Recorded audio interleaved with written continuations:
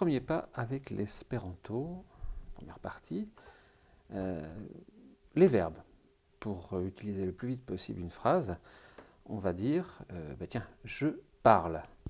Donc en fait, le principe de l'espéranto, c'est qu'il y a une racine, un radical, parole. Je mets un petit tiret ici pour dire qu'on va mettre quelque chose après. Et ce après, en fait, il est très simple. On va faire évidemment une version super simplifiée. C'est que si l'on dit je parle, donc au présent, parolas. D'accord ? Il faut bien sûr un pronom personnel devant. Donc si on veut dire je, ça va être mi. Mi parolas. L'accent tonique sur le ro, ro. Mi parolas. Si on veut dire la même chose au passé, on va dire, simplement en changeant la terminaison, mi parolis. Si on va dire la même chose au futur, mi parolos.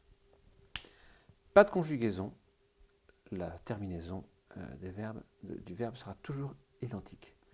Ce qui va changer, bien sûr, c'est le pronom. Donc, si on veut dire tu, on change le prénom et on met vi. Vi parolas, tu parles. Vi parolis, tu parlais ou tu as parlé, puisqu'on ne va pas faire pour l'instant différence entre le passé simple et le passé composé. Et tu parleras, vi parolos. Il ou elle, li parolas, chi parolas. On voit ici une des lettres spécifiques de l'espéranto qui n'existe pas dans l'alphabet français, le S avec un chapeau dessus, chi. Si on veut continuer les pronoms, je vais mettre au-dessus ceux qui sont au pluriel, ni parolas, vi parolas, nous, vous, ili pour il au pluriel, ili parolas.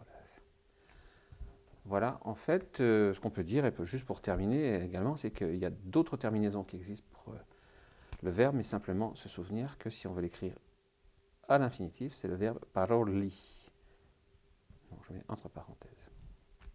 Dernière information pour aujourd'hui, si on veut faire la forme négative, mi, ne, parolas, vine, parolis, tu n'avais pas parlé.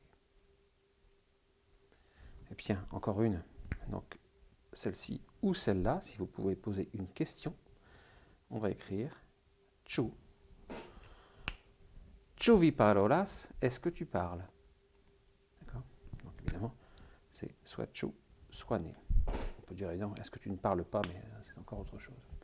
Voilà, on a une espèce de Lego ici qui permet de dire les premières choses en espéranto très tôt.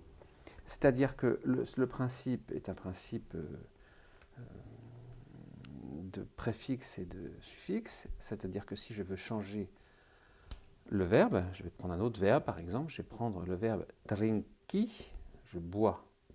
Donc trinki c'est l'infinitif, je mets ce petit tiret ici pour dire que j'ai les terminaisons, donc je bois, mi trinkas, tu boiras, vi trinkos, etc. Donc évidemment il y a à mémoriser les racines des verbes dont un grand nombre d'entre elles sont d'origine latine. Voilà pour ce petit aperçu.